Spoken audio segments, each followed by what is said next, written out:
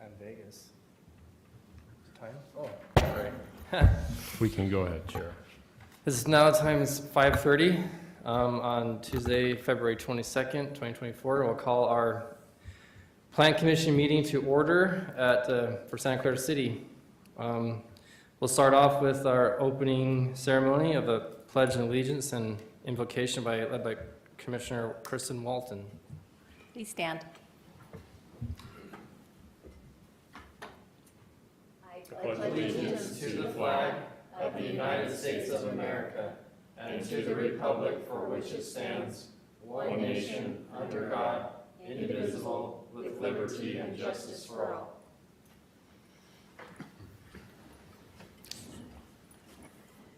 Our Father in heaven, we're grateful for this opportunity to be gathered as a planning commission. We pray for thy spirit to be with us, that we will be good stewards in our city and community, that we will make wise decisions with regard to planning and zoning. We pray for the citizens of our community, that they will be prosperous and happy, and we are grateful to live where we do. We're grateful for the moisture we've received and for the blessings that are ours for living here. And we say these things in the name of Jesus Christ. Amen. Amen.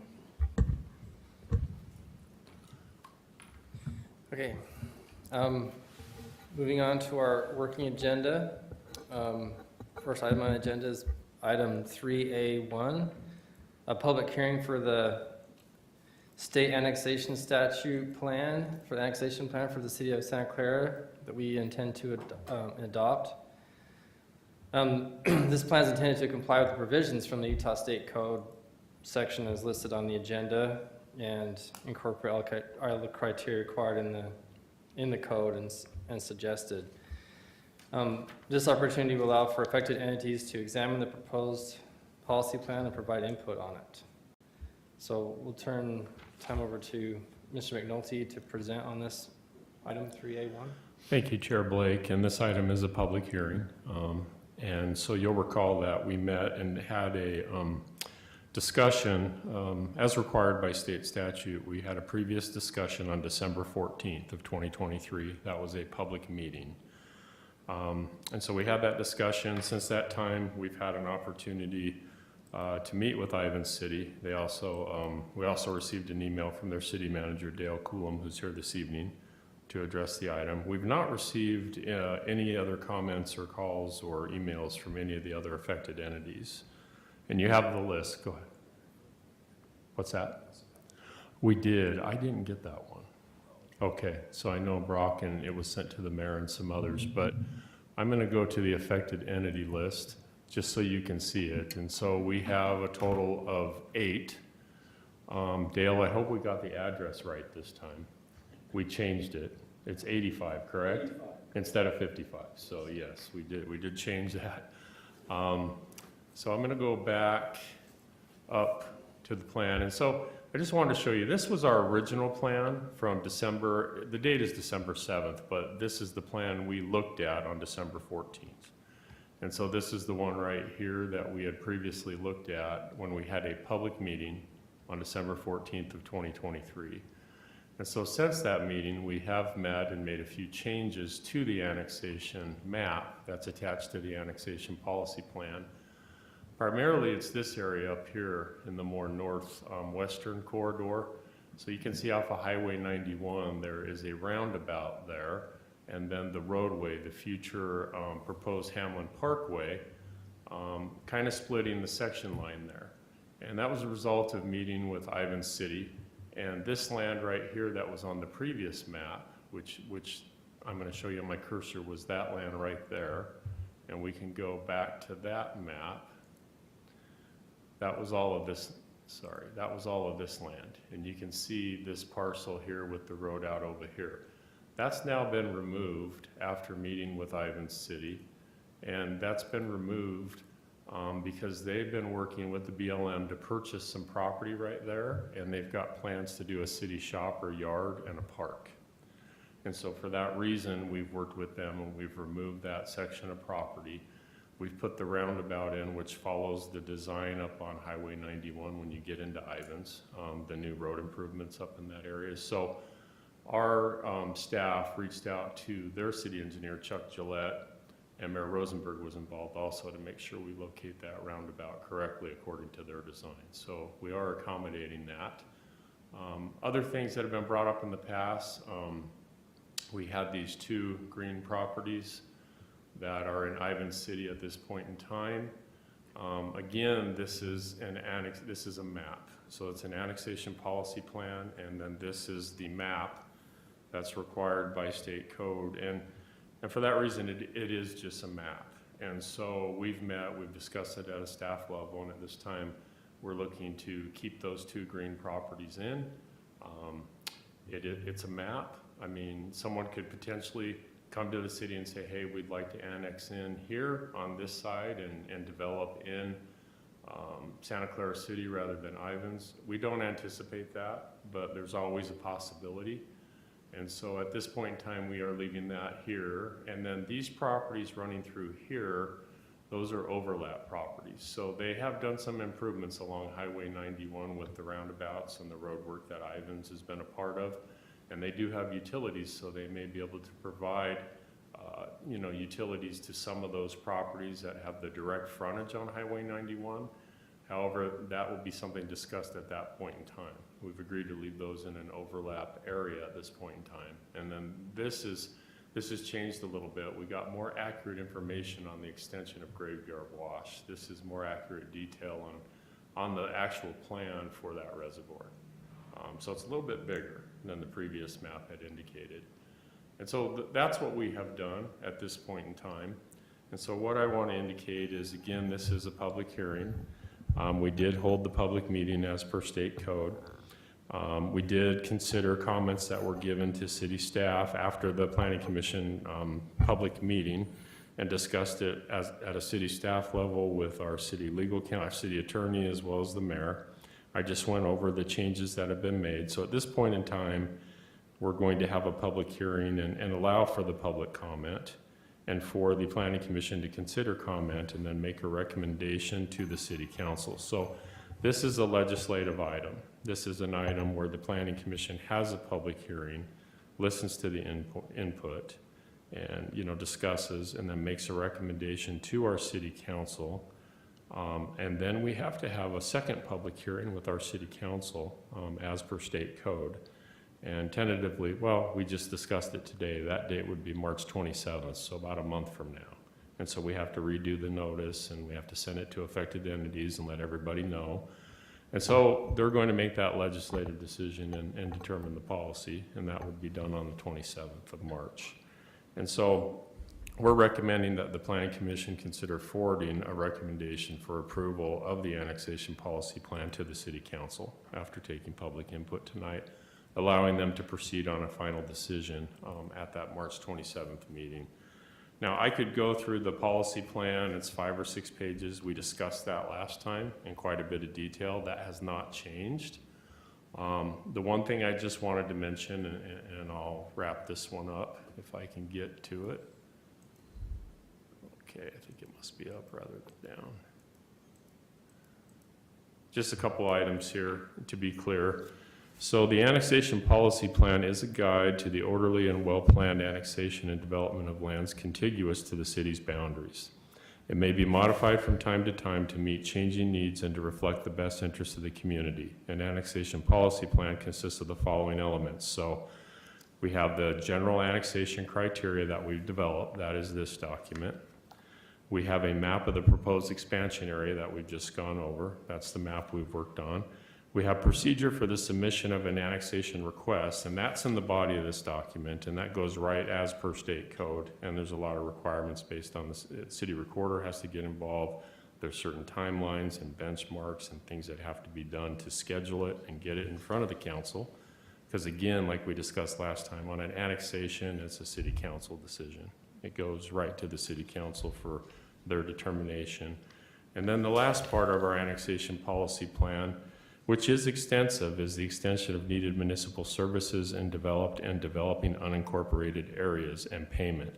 And so we get into the specifics about where the services aren't present. Services would be extended on an as-need basis at the developer's expense.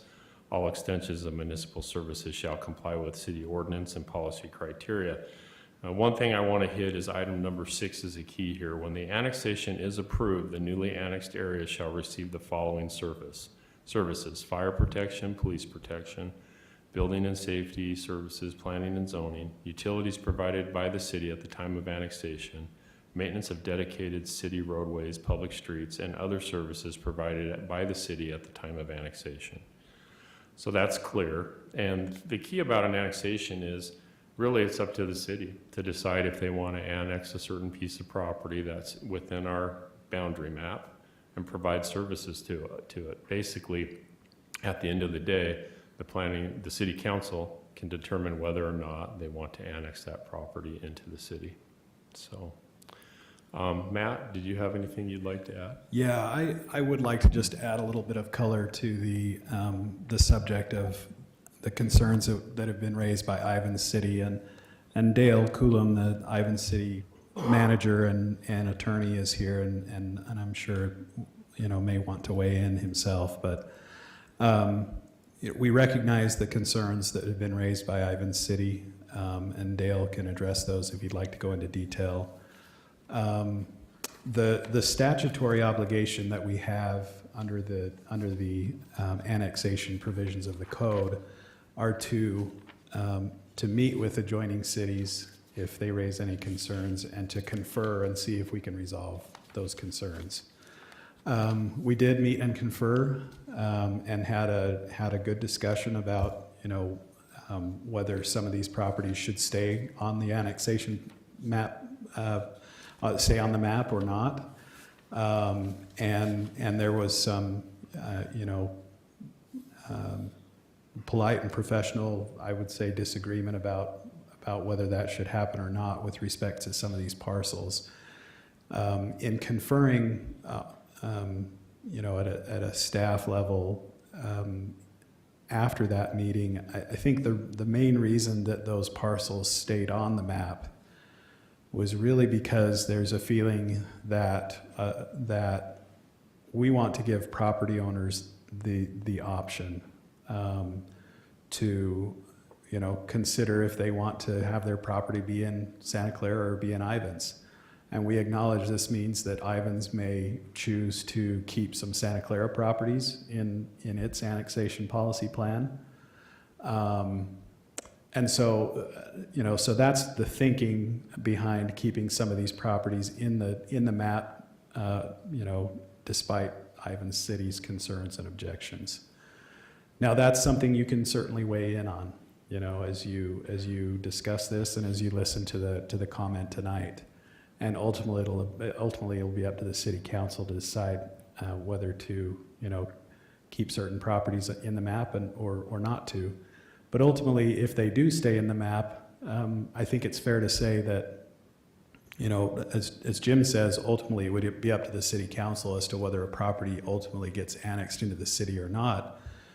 But the question of annexation would not come up really unless a property owner petitions for annexation. And so by keeping these properties in the map, in the annexation policy plan, it does not mean that they will ever be considered for annexation unless a property owner asks for that and petitions for it. So I think that's important context to have. But again, it's something you can consider, something you can weigh in on tonight. And so I just wanted to make sure you had that additional color. One thing I wanted to add to that's very good. What the plan is, it's a signal to a property owner that both cities may have an interest. And That's a good way of putting it. And the property owner will decide.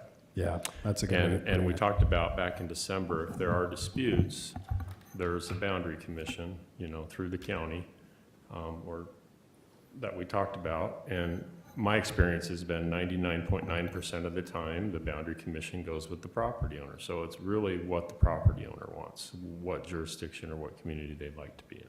So that's what we have at this point, and I'll turn it back to the chair. Okay. I think with that presentation, it's time to open up the hearing and move on to that point. So at this time, I'll open up the hearing, the public hearing for item 3A1, and those that would like to come forward and speak. We ask that you state your name and address for the record.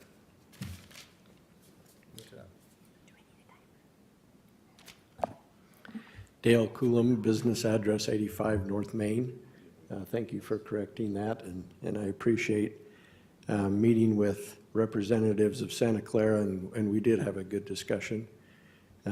Always a pleasure to meet with representatives of Santa Clara. You have good people who represent you in these professional capacities. I also want to express my appreciation for changing the alignment on the annexation map of Hamlin Parkway as it comes off the roundabout on Highway 91 to accommodate Ivan City's purchase of BLM property to construct a park and a cemetery and public works yard. And as to the two triangles that are shown in white, meaning it's county land, that are to the east of Hamlin Parkway and south of Highway 91, or southwest. Those will be overlapping areas on both cities' maps, and we recognize that. And we did not have any opposition with the realignment of the Hamlin Parkway. We did not have any opposition or any appetite to include in our annexation plan property west of Hamlin Parkway as it comes down to that first horizontal line, boundary line.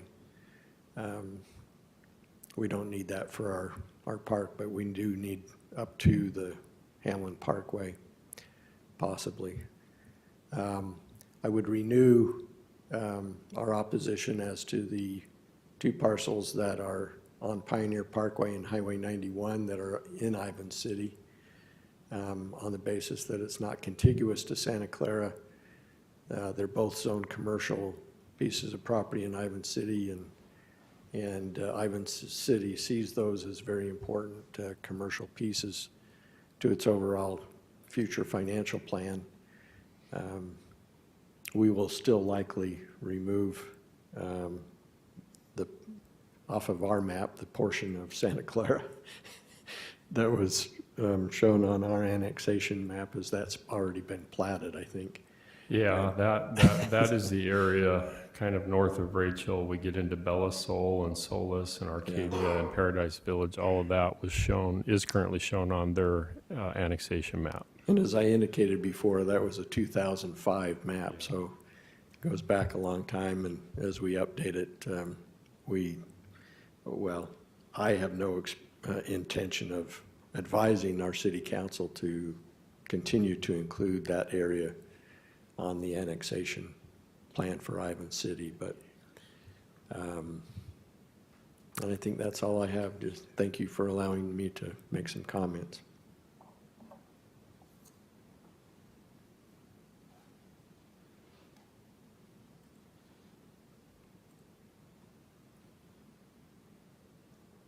Does anybody else would like to speak on this matter? Online, or anybody? Have anybody online? Okay, with that, we'll close the hearing for this item and move back to the discussion for in general business, discussion amongst the planning commissioners and go to there. I had a question, I guess, on the contiguous argument. It's contiguous to the other annexation areas, right? Yeah, that's correct. It is. I would consider that to be contiguous to the annexation area across Highway 91. Although I know that Ivans may have a different But it's view not of that. currently contiguous to the current city municipal boundary. It's not, because it might be a little hard to see on the map, but there is that strip of property which I believe is currently storage units, Yeah. which is in Ivan City, which divides it from Santa Clara City. So Dale, right, had mentioned that they felt like that made an island because of that. how did we interpret that different? Well, I don't want to put words in your mouth, Dale, but my understanding of their argument there was that because they now control Highway 91, which I believe has been turned over to Ivans from UDOT, is that correct? That they felt like that essentially created a barrier so that even if Santa Clara did annex the property on the southwest side of Highway 91, that property on the northwest side would not be considered contiguous. That's the point that I don't know that I agree on that, but I think that's Ivan's position, if I stated that correctly, Dale. So, it's one of those questions that I would say, in my opinion, I don't know that there's a clear, answer to that. There's some gray area in the statute, and Yeah. the state code as well. Wouldn't if the So- city annexed in public right-of-way, then that public right-of-way would then become the new city's jurisdiction? Yeah, I don't know the answer to that, to be totally honest. My sense is that a public street would not necessarily be considered an obstacle or create an island.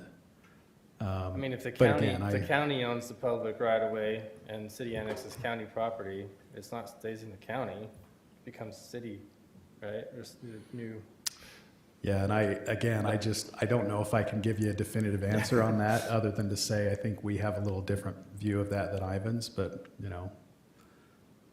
that would be something that would have to be resolved at some And point. there's some either ors in state code. You get into this item number 5 on the criteria, it says if practical and feasible, the boundaries of an area proposed for annexation shall be drawn. And it says along the boundaries of existing districts for sewer, water, power, along the boundaries of school districts, and along boundaries of other taxing entities. Then it says to eliminate islands or peninsulas of territory if, that are not receiving municipal services, but it talks about practical and feasible, So, and there's other provisions too. It's just based on interpretation. So at this point, we're comfortable with the map as is, and we'll see where this goes when it goes to the council for a final decision. I do think that's a question that, may have to be resolved if there ever was an annexation sought. But at this point, I'm just not really prepared to give a definitive legal opinion because I'm not sure there's a clear answer. Yeah. One of the questions I had about the state code in section 3, it talked about providing an estimate of the tax consequences. In the write-up, you guys mentioned that there would be tax increases, but what kind of estimate do you think that they're actually What wanting? are you referring to, Logan? I'm sorry. Section, it's Utah State Code that this references, the Title 10, Chapter 2, 4, Section 3, not verse, but I guess maybe it would be a verse, but Section 3, B5.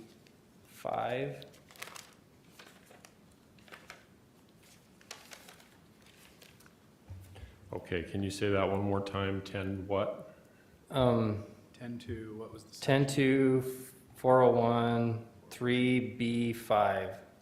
Okay, 3D5. It says an estimate of tax consequences to residents both currently within the municipal boundaries and in the expansion area. Needs to be part of the plan. I just wonder I'm how not seeing detailed an that. estimate. Right here, Jim. In the listed elements of the policy plan. Estimate of the tax consequences. Shall include. D5. Yeah. So I have to go to here.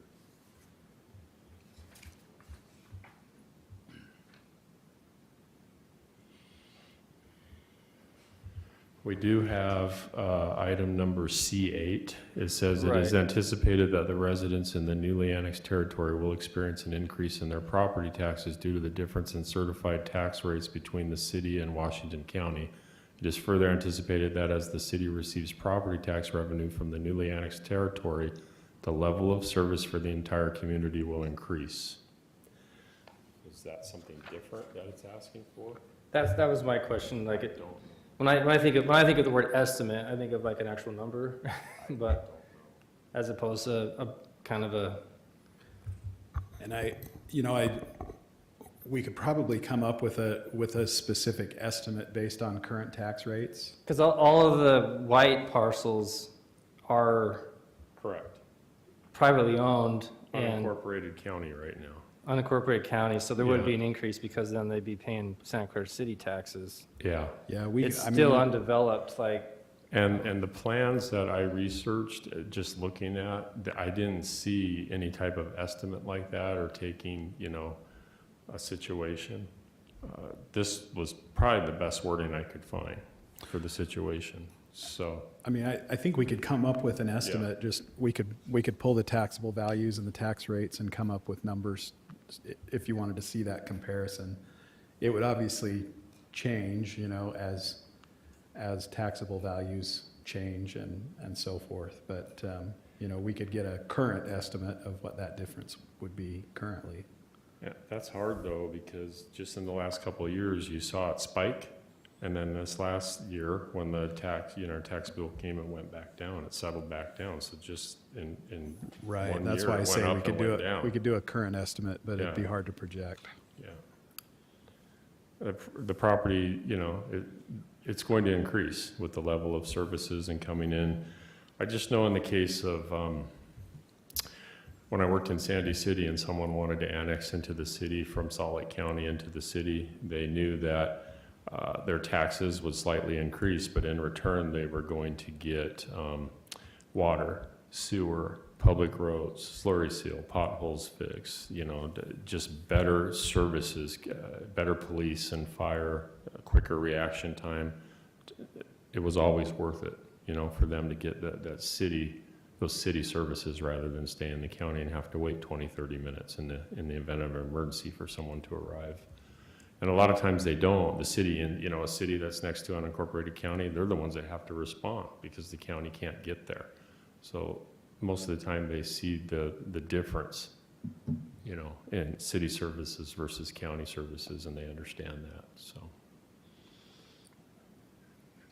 so do you think that more so applies to a place up north where there's multiple municipalities and there's a lot more development happened, where this is really, really greenfield and really wouldn't have as much consequences, so maybe a number necessarily isn't appropriate for this one. Yeah, it Whereas- is more rural, this Because area. it does talk about residents currently within the municipal boundaries too, and I don't see how bringing this in is going to affect everybody else, whereas you bring in something big up north or whatever, then it would. Right, The other factor here is just the ownership of the property. I mean, some of this property is privately owned and some of it is owned by BLM, which does not pay Doesn't property pay tax. taxes.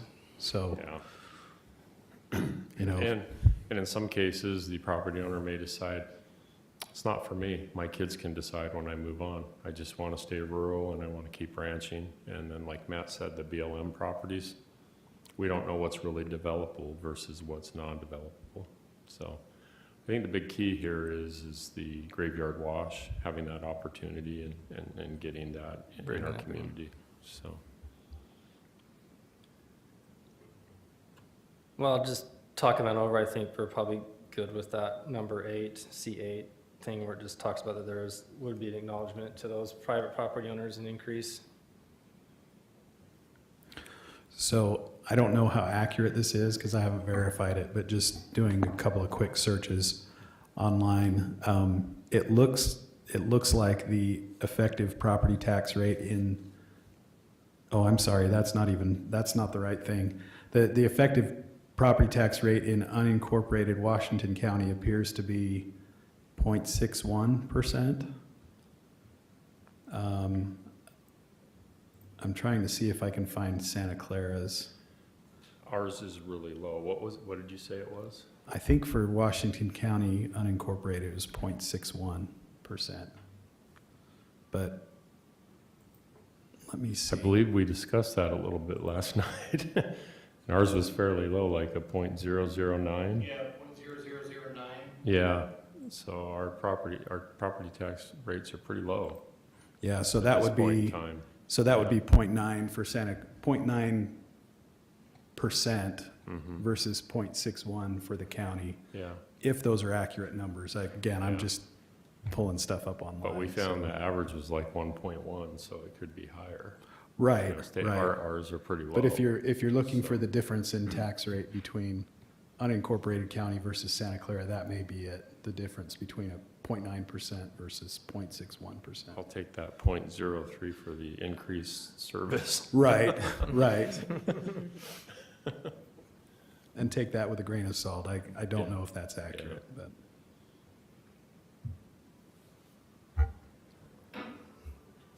Well, the commissioners, what do you think? Looks good to me. How often do you redo an annexation plan, a map? You know, we'd probably look at this in about 5 years. It just depends. I mean, we're putting this in place because we don't have these tools. We're doing the annexation policy plan and doing the map because The we policy is need. brand new. Yes, yes. And a lot of smaller communities don't have that. You know, the legislation passed in '21 requiring an annexation policy plan and a map. And so we have references in our general plan to an annexation map and annexation, but this is the right way to do it. And that's why we've come before you to get these measures in place and adopted. And this Yeah. is the only place that we're looking at as a city to annex in because we're boxed in everywhere else. Yes, That's correct. Really. yes. Is there no kind of these There's this undeveloped area right back transition in here. zones on the other borders that would need to be included in this? Not that we've identified. We took a real thorough search and sat down with city staff and others and went through all the areas. And this is what we came up with at this point in time. It doesn't mean it couldn't change in 3 to 5 years if something, presents itself. It's There- always a possibility. Yeah, there has been in recent years a couple of places where boundary adjustments have been made, like between Santa Clara and St. George, as development has occurred and, adjustments have had to be made. But as Jim said, staff did a review of all of those other areas and didn't feel like there was anything that jumped out. The other thing to keep in mind too is if a property owner that adjoined Santa Clara came to Santa Clara City and said, hey, I really want to be in Santa Clara City and there's reasons for it, and et cetera, et cetera. This policy plan could be amended. I mean, it would be a multi-step process instead of just accepting an annexation petition. We would have to amend the policy plan first, but that could be done. Yeah, if we there could was bring good the reason map back for at it, any so- time through the proper channels. Yeah, so that there's nothing that says you have to wait a certain period of time to update this plan. There's nothing that says that you have to update it within a certain number of years. And so it's certainly feasible that, a year from now, a property owner could come and say, hey, we really want to be a part of Santa Clara. How do we make that happen? And then what would happen is we would be bringing the policy plan back to you for an amendment, and then they would petition for annexation. So, what you're doing tonight is like most of what we do in the city. It's always subject to change, Right. over time. We're just looking to get the right tools in place so we can proceed as per state code.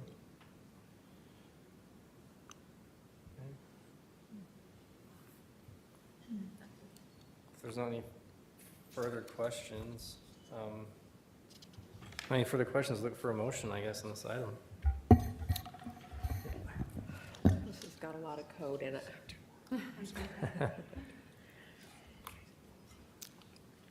Typically, we go through this. Do I need to read the whole recommendation? Or just approve it? You can probably abbreviate it. You can abbreviate the recommend, or Yeah, that would be fine. So I'll make a motion to recommend approval to the city council of the proposed annexation plan, policy plan that's presented. Under item 4A1. Maybe add that for And the, I think that would be fine, and then I think you could just say as per the map dated February 22nd, 2024. And I think that would be great. Okay, as per the map dated February 22nd, 2024. And I'll second that motion. okay, we got a motion by Commissioner, I don't know why. Harris. Harris. I always phrase that. Second by Commissioner Walton. Thank you very much. Any questions on the motion? I think we're good with that, with the correct dated map. All those in favor of this? Aye. Aye. Any opposed? Okay, that motion moves unanimously for recommendation. Moving on to our working agenda, there's a public hearing under item 3A2 to consider a proposed partial plat amendment for the Santa Clara Heights subdivision Plat M, lots 10 and 11 located at 1297 Canyon View Drive and 1305 Canyon View Drive. We'll turn the time to Mr. McNulty for the presentation. All right, thanks, Chair Blake, and I think Matt's going to leave us. Thank you for being here. He was here last night as well for council. Let's move on to this item. It is just a partial plat amendment for lots 10 and 11 of the Santa Clara Heights Plat M subdivision. We've got a nice aerial here that kind of shows the situation out on the property, and we also have the subdivision plat.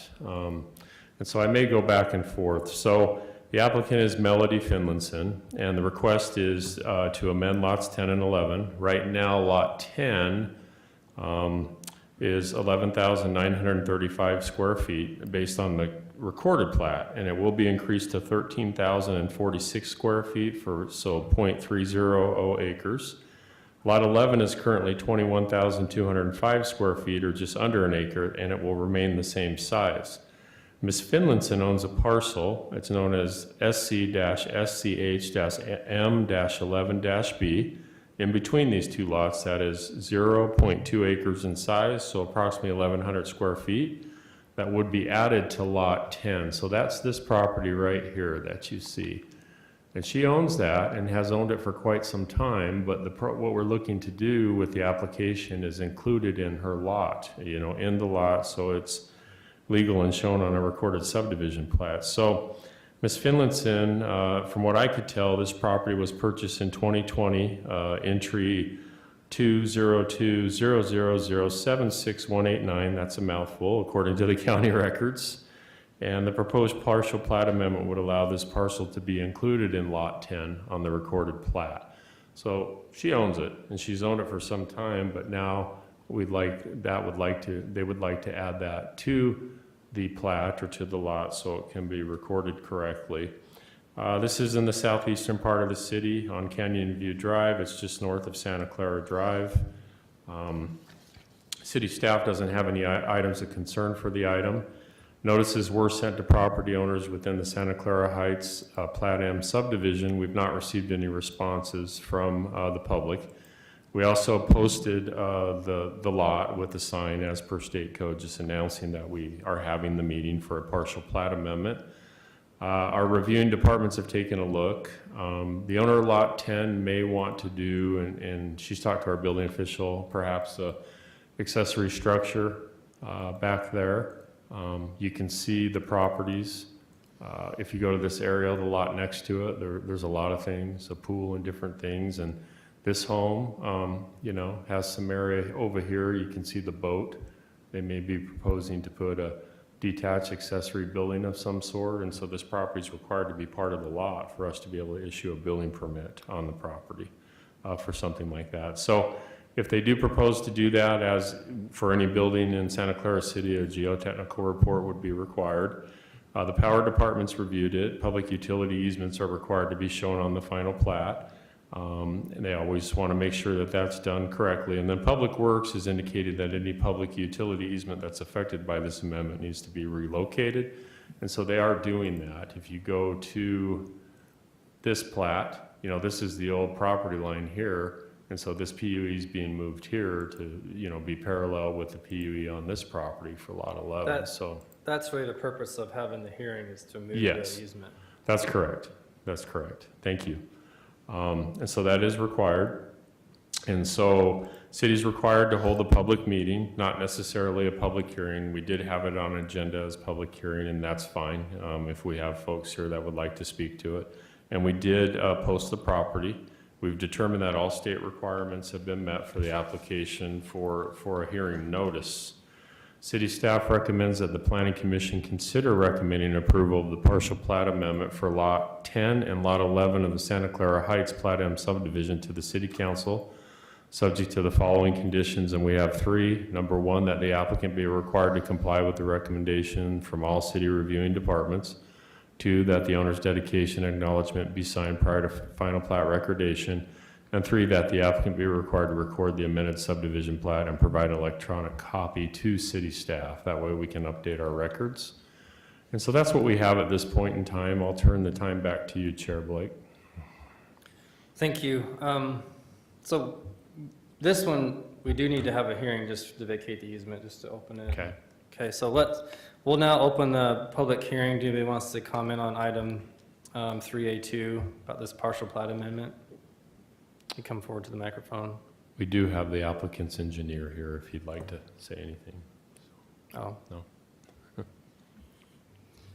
Okay, seeing none, we'll close the public hearing on this item and move on to general business and just discussion of this item under item 4A2 to make a recommendation to the city council for this partial plat amendment. To me, it seems like a good cleanup for this. Let's combine the, I don't know a little history on this, but it seems like it's what needs to be done so they can clean it up.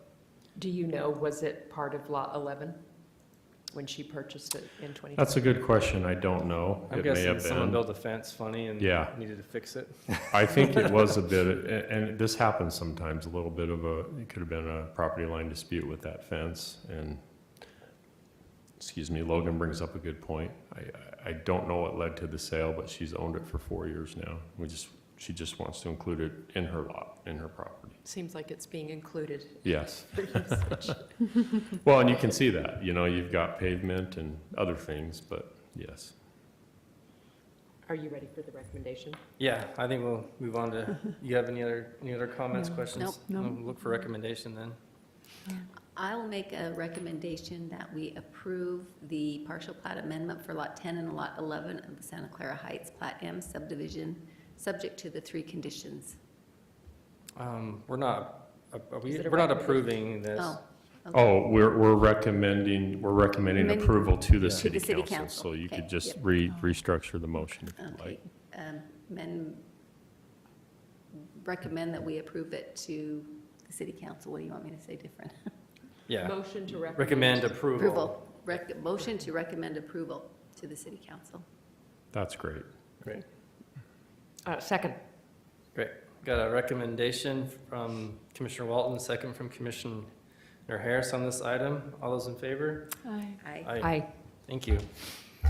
I guess moving on to the next item on our agenda, item 4A3, a recommendation to City Council for the proposed phasing plan amendment for the Quail Crossing and Coyote Landing at Desert's Edge. Robert Smith applicant. Turn time over to you, Mr. McNulty. Thank you, Chair. This may look very familiar to some of you. They've been here very recently. It was either November here, I believe, and then December with the City Council. They made a change to the Phase 1 plat, and there was an amendment there, you may recall, to the plat itself. And then there was an amendment to the phasing plan here. It's kind of sub-phasing the amenities. This was just before us a couple months ago. In this case, it's a little bit different. And some of you may know I know 2 of you know the history, and the other 2 of you may not know the history quite as well, but I'll brief you here. So the applicant is Robert Smith, and the request is a phasing plan amendment for Quail Crossing at Coyote Landing, and Coyote Landing at Desert's Edge. That's because this project has 2 different types of products in it. And so The intent was, as you can see, phase 1, phase 3, phase 4, and phase 5, those are townhomes. And then phases 2 and 6 are apartments that were approved. We did approve a rezoning of property. It included a density bonus that was done back in 2021 by ordinance 2021-13. It was approved by the City Council on September 28th of 2021. Excuse me. This approval included a density bonus from 8 units per acre to 12 units per acre because of the affordable housing component included in the overall project. Until the affordable housing credits are approved by the Utah Housing, allowing for the apartment project to commence, the project density will be limited to the 8 units per acre. And so I'll bring it back to that's what we're talking about right now. So the applicant, Robert Smith, has been working with Utah Housing. He went through the most recent round of qualifying with Utah Housing, and they did not select his project, unfortunately. But they're let's say, encouraging him, or highly encouraging, to reapply for this next set of applications. It's kind of a mid-year. They're due in June. And I don't know when they're going to make the decision, but I've spoken to Utah Housing. So we got a letter back in December about the affordable housing taxing credit for Quail Crossing at Desert's Edge, saying it's a good project. Unfortunately, there's a couple other projects that beat it out. We'd encourage the applicant to reapply. So we have that. The applicant is looking to do that, to reapply and go through that process. But at this point in time, the request is, instead of going to phase 2 of the project, which is the 60 apartments shown here in phase 2, they would proceed to phase 3 to develop 44 townhome units on the 4.04 acres, the centrally located open space, detention basin, a private alley, and public roadway improvements. So they would proceed with this phase of the project and wait to hear what the results are with Utah Housing for this phase of the project. And so I wanted to remind you that the phase 1 included 24 units. That's this area right here, if you've been by the site, currently under construction next to future Hamblin. And that phase is located on 5.807 acres of property. Phase 3 includes a total of 44 townhome units, and phase 3 is located on just over 4 acres of property. Therefore, a total of 68 units on 9.85 acres, if you include both phases, the pink here or the salmon, I'm not sure, and the very light green. 68 units on 9.85 acres, that's both phases, equates to a density of 6.9 units per acre. So that's important again because of the ordinance we adopted and the density bonus that was given from 8 units to 12 units per acre because of the affordable housing component, okay?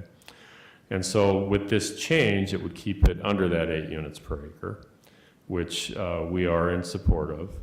And also recently, and I already talked about this, it came to Planning Commission on November 9th, and then it went to the City Council on the 13th. And that was for an updated phasing amenity plan. So they amended the plat to include porches and some different things in the building envelopes because they weren't shown on the original plat. But then they came in with the phasing plan as well that you'll recall seeing here. And this was clear that phase 1 would include the clubhouse, the pool, the hot tub, some of the seating area and the pickleball courts. And then phase 3 would include this toy pool. This is like when you go to a park and rec center and they have that feature in the middle, kind of like the one we have here in Santa Clara. I'm thinking about the one I used to live by in Lehigh up north, but they have that feature there.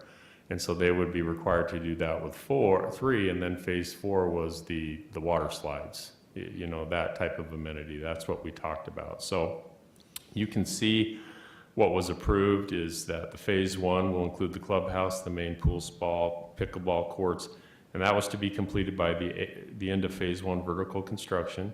Phase 3, the same type thing, that water play area to be completed at the end of phase 3 vertical construction. And phase 4, including of the water slide. Now, if that isn't feasible, they have to come back and ask for, a change to the amenity plan. That would go through both the Planning Commission and City Council. Probably a couple of years down the road. So with this one, what we are recommending is the following. City staff recommends that the Planning Commission consider recommending approval of the proposed phasing plan amendment for Quail Crossing and Coyote Landing at Desert Edge, because it's both it's both components within the project. They even have separate names. To the city council, subject to the following conditions. Number one, that the applicant be allowed to proceed with phase 3 of the project, which includes 44 townhome units on 4.04 acres. That's a combined density of 6.9 units per acre. Number two, that the required amenities be completed in phase 1 prior to issuance of the first building permit for a townhome unit in phase 3. And number three, that the applicant be required to come back to Planning Commission and City Council if phase 2 construction doesn't commence before phase 4 construction is anticipated, allowing for additional review and consideration. So if they go through the process, this mid-year process, and they're not awarded, that will come up again the first of the year. It sounds like they're changing from a yearly process to a twice-a-year process. And in talking to Robert Smith, he's encouraged to keep applying and keep trying to do this. But if that doesn't pencil, they'll have to come back and talk to us about phase 4, and we'll have to do a similar evaluation. But we're only comfortable doing this one at a time. So we're bypassing 2, going with 3, but the idea is they'd come back to 2 once they get the Utah housing approval. So that's what we're recommending on this one, Chair. There's a question. Mhm. So basically, as a city, we're good with the less than 8 units per acre for the remainder for these townhome units? At this point in time. They don't get to 12 without building apartments. Correct. Right? Correct. So And if they never get approval on the apartments from Yeah. HUD or whoever, then they will have to redo that zoning? They will. They'll have to come back and redo the zoning and the project plans. So it'll be, an amendment to the PDR. It'll be a new project plan, and we'll have to go through that and see what type of project would be allowed on those phases, which right now are known as 2 and 6. So do phases 1, 3, 4, and 5, they probably all add up to under 8? Yeah, well, I know 1, 3, and 4 do. I haven't really looked at 5. It doesn't look that dense. I think they'll hover right around 8 if these components aren't built, which the PDR zone allows them to do, because that's the base density, and it was rezoned with the project plan and the ordinance that was adopted in 2021. However, 2 and 6 would have to be reevaluated, just as I explained, through a public hearing process through both the Planning Commission and Right. Council before they could proceed with anything different. Okay. So are they asking to not build the kid pool with phase 3 because they don't have the units to go with it? Are they just? In the amenities plan. No. They're Are gonna you build talking that. about, which condition are you talking about? I was just, I don't know, it almost seemed like they were asking to not build the phase 3 amenity with phase 2, phase Right. 3, because phase 2 is not being built first, Right, and that would justify the right. So need, I the guess. concern by city staff is, okay, right now they're doing phase 1 and they have building permits for all of those units. We're not going to issue a CO for the last building in phase 1 until they're done with the phase 1 amenities. Okay. And they've agreed to that. That was their previous approval back in December. Now they're looking to move to phase 3 and start taking down units in phase 3 because some of the improvements are in. And their engineer, Ben Willits, is here and he can answer this better than I. I'm not sure if the full road improvements are in for phase 3 already or not. I've driven the project, but I don't think so. The main spine, phase 1, you guys had to put a lot in for phase 1 to get it out to 400 and connect up with this. And so staff's not comfortable with allowing building permits in phase 3 I'm not- until the phase 1 amenities No, are I complete. understand that part. I'm asking about the phase 3 amenities. Mhm. So to me, it seems like you build phase 1, less units. You weren't going to build that phase 3 amenity until you actually had a lot more units in phase 2 and then those ones. Mhm. But they're not asking to switch that. They're going to build They're that. not, because they're providing amenities for the apartments that are separate. If you look Oh, on the they're plan, they've got a garden area, they've got a play area, and some different things for phase 2. Oh, okay. Yeah. So those aren't part of it. Okay. No, the apartments have separate amenities from the townhomes. Okay. No, I'm good then. Sorry, is there any further presentation? I don't have anything else. I'm going to turn it back to you. I was trying to explain it as clear as possible. I may have muddied the water a little bit, but we've No, seen this twice in a couple months. Ben Willets, who represents Robert Smith's here, if he'd like to speak to the Planning Commission. You're okay, Ben? All right. Any other? Okay, so it's our turn now. Discussion from planning commissioners? So remind me, this is not a nightly rental component, or does it have that? It does. It does. Mhm. Even in the tax credit that they're applying? No, Okay. the apartments do not have a nightly rental. Okay. But the nightly rental was allowed for the townhome units. Okay, And so it's the last one that we've approved, and that was back in 2021. And we've had discussions about this. We kind of think we're there with nightly rentals and short-term rentals. So I don't know that we'll be doing a lot of them in the future, but this one was part of that, to get the apartments and to bring the Utah housing in. It was found that the nightly rental would be acceptable for the townhomes. Are these units for sale? We'd have to ask the applicant. I believe they would be for sale to certain companies who want to buy one and use them as nightly rental. I say typically, but they're I- platted separate Yeah, for I that. mean, they would be. Maybe Ben could answer that. I don't know if Arcadia, if some of those have been sold to companies or if they're all owned by Robert Smith and what the plan is here, Ben. I've seen a mix of both, so. Ben Willets, a representative of the owner. Yeah, these are all individually sold, so they're not, Arcadia only Yeah, maybe 10 units were bought by Robert's company to just be held as an investment. But this is, any one of us could come in and walk in and buy one of these. So this isn't being sold off to a corporation as far as an investor goes. So these are individually marketed and sold. and that's why you did a plat with phase one that was recorded, and then there would be a plat with phase three to be recorded Yeah, later so on as these are well. all individually platted units. Yeah, yeah. So unit one has its own tax ID, unit two, so on and so Yeah. forth, and then everything Yeah. around it is just common space that's common to the community. Yeah, But the apartments are separate. Those have to run under the state tax code. They have to have their own amenity. They can't be intermingled with something else. And so those have their own amenities, as Jim described, and those would run just solely with their yeah. project. I had an individual come in a few months ago say, well, I'm going to retire and I'm going to sell my business and I'm looking to buy a couple of units so I can continue to live as my retirement. That's the way I look at it, his investment. So, people do think, everybody to each their own, right? Yep. But he was Some looking to people buy do. Some- 2 units. Some people will come in Yeah. and start their own Yeah. LLC up and run Yeah. it as a side business, just like Yeah. this in retirement or Right. whatever you like. But the intent is that, yeah, these all get primarily individually purchased and owned. Yeah. So, So can I ask a question? Sure. So is it your feeling that the property owner of this development is really committed to the affordable housing apartments? Is that, the Correct. fact that he keeps, Yeah, Or and is encouraged this is or- the third round now. We He's are done it as well, twice. yeah, So, and I yeah. know he Yeah. kind of went back and forth, like, is it worth going through this? But now after this round, I think he realizes it is and is committed to doing it.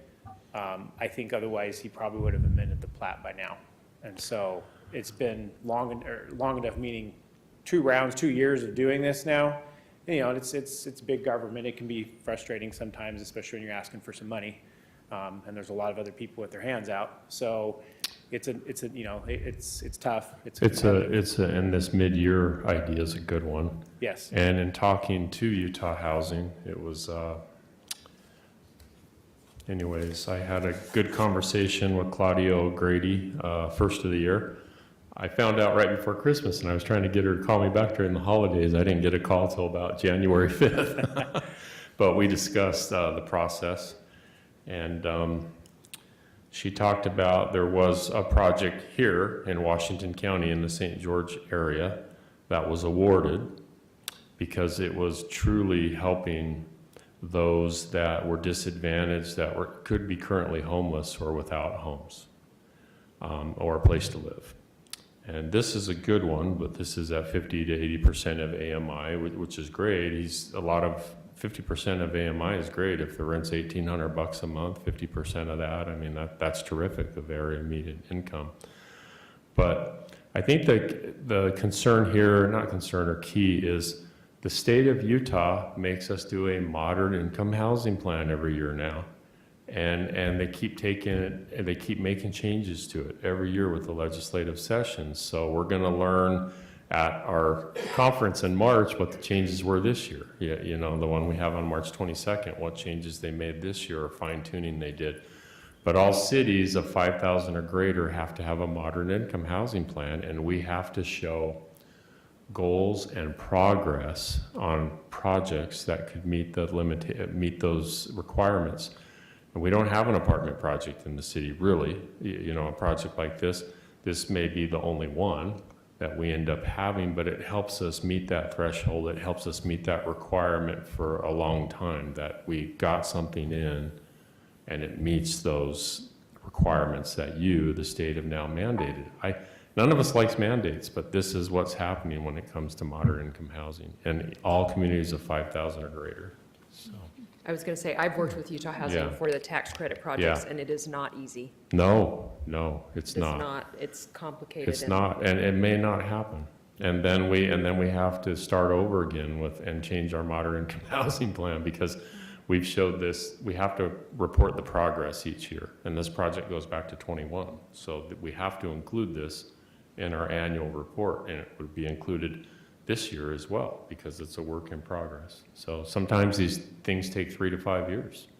So, but that's what they want from us. And if we don't do it, they send it back and they say, redo it and tell it, you know, give us more information on these. So the first year I did it, I thought it was great. And they sent it back on one item, one little thing, and I had to resubmit. And then this year, again, they found one small item and I resubmit. Oh, thank you, this is terrific. But the word is out there, this is happening to about 75, 80% of the communities because it's new. This is a new thing. Some communities that are larger have hired consultants to do it for them because it's technical. It's technical. And so I wouldn't want to be a city of 100,000 trying to comply with this, but we're doing our best for the city, for the size we are. So. Any more questions for the applicant? I was just going to say, just to clarify for me, there's not a problem with jumping phases. The problem will be for the developer Yes. if he doesn't get it, Yeah. just to go through the process again with amendments. Okay. Well, Yes, at that point, they'd have, you know, the owner'd have to come back and relook and say, okay, what happens with 2 and 6, and how do we keep it Yeah. under the minimum density? Well, Which- and one of the things that could be looked at, because it is zone PD, you know, is the state, and they're talking about it again weekly. The legislative session ends a week from Friday, and they keep talking about missing middle and affordable housing and these smaller lots and everything else. So maybe 2 and 6 becomes a little community of 6,000 square foot lots or something like that to Right. meet that missing middle housing that keeps being brought up over and over again. Yep. They're Yeah, and there's a just- lot of ways yeah. you could skin that So- cat in that area as far as that Yeah. goes. You could, or you do Yeah. 2 buildings instead of 4, and Yeah. then add some smaller individual, again, They're- 600 square right, foot units type of right. thing to still get But- that missing middle, but it depends on, it all comes back to how much that funding can come in. Yeah, and if it didn't work out, it could provide a little bit of a niche, you know, to get some first-time buyers in there. Because the other thing they're pushing is financing, you know, helping folks out. So one of the things they're talking about is if a project comes in and it meets, and they're trying to figure out what's affordable, right? What that amount is, because it varies, and they're looking to do it by county, what's affordable, county by county, rather than just statewide. If 60% of the units are affordable, and they're bought by like a first-time buyer, I think, or a buyer in general, and you have to live there for 5 years, you could get a certain rate and a certain cost, a certain price point that could come in. But then the other 40% are market. They can't do it all 100%. So they're talking about different tranches of money they have, up to $1 billion, and the first tranche might be $300 million. That's provided to help start some of these, you know, opportunities, because the need is so great. And so that's the kind of stuff that's being discussed, and something's going to be passed. So anyways, you know, just a thought, just an idea, you know, some some small lot homes for first-time buyers might be nice as well, you know. So, Anything further? Okay, I'll look for a motion on letting them change the phasing temporarily, or not temporary, but change the phasing on this and jump to phase 3. and this one has to go to the council as well. Okay, so it's a recommendation for approval. Okay, On the so motion. I'll make a recommendation for approval of the proposed phasing plan amendment for Quail Crossing and Coyote Landing at Desert Edge to the city council, subject to the following conditions. I'll second the motion to recommend for approval. Okay, we got a motion by Commissioner Walton and a second by Commissioner Harris. All those in favor? Aye. Aye. Aye. Any opposed? No? Okay, that one passes unanimously too. Okay, thank you. Moving on, item 4, let's see, no discussion items. So the next item would be the approval of the minutes from the regular meeting from January 25th, 2024. Any discussion or corrections on those minutes? I have no corrections, Jim. I'd like to just note. Shelley's very thorough. She has corrections with our historic committee. You stumped her. Well, Shelley and Mimi both, so, yes. I will move to approve the minutes from January 25th, 2024 as submitted. I will second that. Okay, got a motion from Commissioner Harris and a second from Commissioner Hunter. All those in favor of approval of these minutes? Aye. Aye. Those are And- approved unanimously. And then I just have a couple really quick items, Chair, super quick here. Okay, Our next meeting is on March 14th because of the extra day this month, so there's a skip. So our planning commission meetings in March are the 14th and 28th. We will have a meeting with some items. We will also have Mimi McKenna coming, the chair of our historic district committee, to give an update on the design guidelines to the planning commission and the process. She did this last Wednesday night at city council. It went well, and we also have Sherry who's on it. Shelley. I was talking to a Sherry in our office earlier. Sherry is Shelley. See, I get my kids' names wrong too. Shelley's on the committee as well, and I'm sure she'll have some input. But Mimi couldn't be here this week, but she'll be here at our next meeting for an update. We wanted to provide you with that. And then on Friday, March 22nd, is the Planning Commission training that we talked about from 8 to 4:30. Well, 8:30 to 4:30. I'd say be there around 8. They usually have breakfast or something and registration, and that will be at the Abbey Inn. And then you get your, the credits required by state code by attending. So we got you all signed up. So just so that's on your calendar, and that's all I have, Chair. I think it's all on your calendars, just a friendly reminder. sounds good. Second and fourth Thursday. Just plan on it. Sounds good. If there's nothing further, I'll look for I move to Motion. adjourn. motion to adjourn. Sounds good. Thank you. Have a good evening. Thanks for being here. Thanks, David. David Pond. He's a new city councilman. Just came to listen. In case someone didn't know, I'm just